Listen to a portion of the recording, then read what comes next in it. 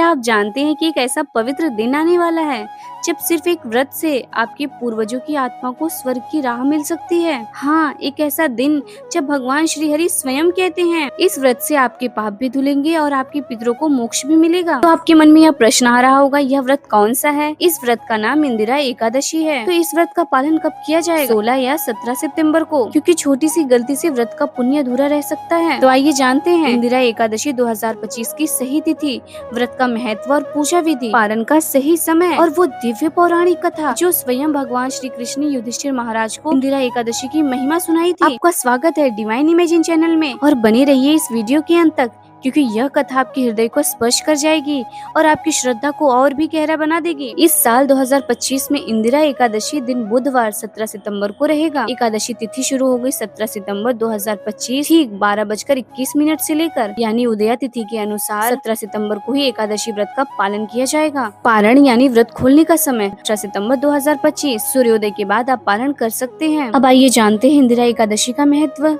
इंदिरा एकादशी अश्विन महीने की कृष्ण पक्ष की एकादशी तिथि है। यह एकादशी श्राद्ध पक्ष के समय में आता है, जब पूर्वजों की याद होती है, जब हम उनके लिए तर्पण, पिंडदान, श्राद्ध आदि क्रियाएं करते हैं।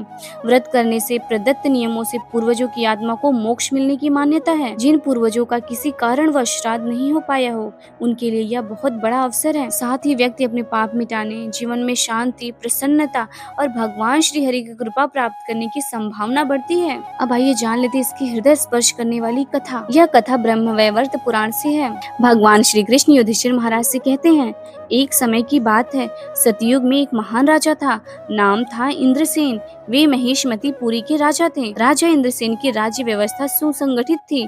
उनके राज्य में धन धान्य, पुत्र पौत्र, लोगों में समृद्धि थी।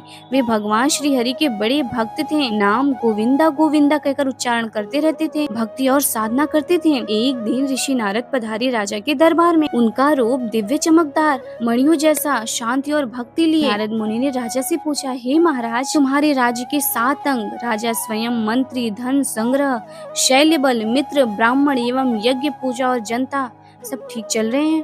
क्या तुमने अपने कर्तव्यों में धर्म और ईश्वर की भक्ति को बनाए हुए हो? राजा ने उत्तर दिया कि सब ठीक है, पर एक चिंता है। उनके पिता का निम्न कोटि में जन्म हुआ है, क्योंकि कुछ व्रत, उपवास, कुछ श्राद्ध क्रियाएं अधूरी रही थीं। वे चाहते हैं कि पिता की आत्मा को शुद्धि मिले।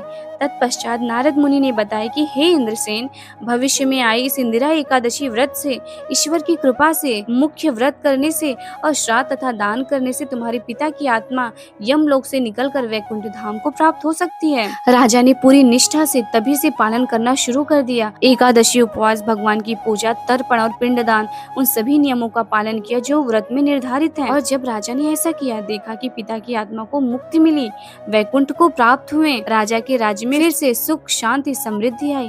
यह कथा बताती है कि व्रत और श्राद्ध केवल एक रस्म नहीं है, बल्कि प्रेम और दायित्व का प्रतीक है। एकादशी पूजा विधि। सुबह जल्दी उठे, स्नान करें और शुद्ध हो जाएं। भगवान विष्णु की पूजा करें, तुलसी, दीप, पुष्प, धूप आदि से। तर्पण और पिंडदान करें। अपने पूर्वजों के लिए पानी चढ़ाएं। तिल, चावल आदि वस्तुओं से श्राद्ध विधि पूरी करें। उपवास करें। कुछ लोग निर्जला व्रत रखते हैं, कुछ लोग फल, दूध आदि से। अपने स्वास्थ्य परिस्थिति के अनुसार व्रत का प्रकार चुनें। पारण।